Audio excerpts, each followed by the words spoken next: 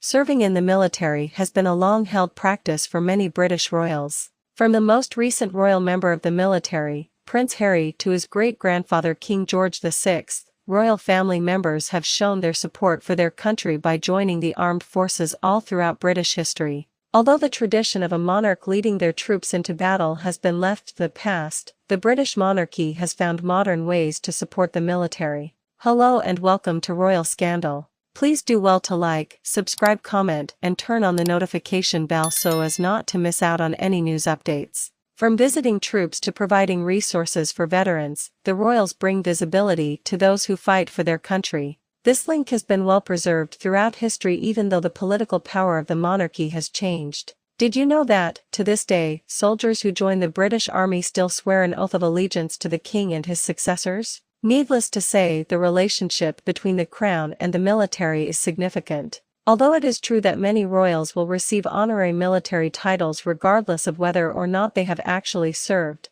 there are many members of the royal family who joined the armed forces and established their own military careers. Here is an exploration of the 4 latest generations of royals who served in the military. The most recent royal to serve in the military has been Prince Harry, Duke of Sussex. He began training to be an officer cadet at the Royal Military Academy Sandhurst in May 2005. In January 2006, it was announced that Harry would be joining the Blues and Royals, which is the second most senior regiment in the British Army. He became an officer in April 2006 and was deployed to Afghanistan in 2007. However, his tour was cut short when the media revealed his whereabouts and concerns about his safety arose. In February 2008, it was publicly revealed that Prince Harry had been deployed to Afghanistan for at least 2 months. During the 7.5 years of Prince William's military career, the Crown Prince served in the Household Cavalry, the Royal Air Force, and the Royal Navy.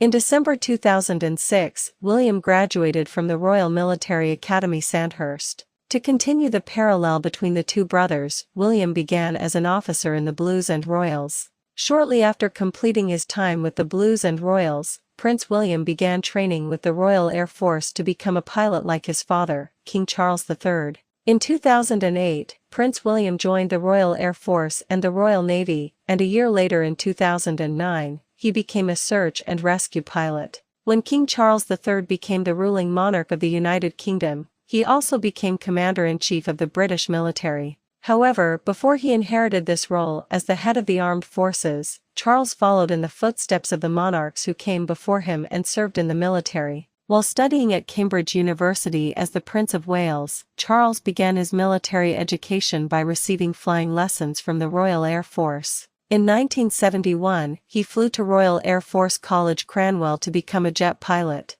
After he completed that course, he attended Britannia Royal Naval College during the same year. Queen Elizabeth II's third child, Prince Andrew, enrolled in Britannia Royal Naval College in 1979. Like his father, Prince Philip, Andrew aimed to become a naval officer. According to People, Prince Philip was the one to give Prince Andrew his pilot's wings in 1981. Andrew was then assigned to the HMS Invincible, where he operated as a helicopter pilot. Andrew served in the Falkland Islands War in 1982, where the HMS Invincible was assigned. He flew helicopter missions during the war and found recognition for his service. After a military career that lasted 22 years, Prince Andrew retired from active service in 2001. He held the rank of commander and was given the honorary rank of Vice Admiral of the Navy in 2015. The youngest of Queen Elizabeth II and Prince Philip's children, Prince Edward briefly became an officer cadet in the Royal Marines in the 1980s but never actually served in the military.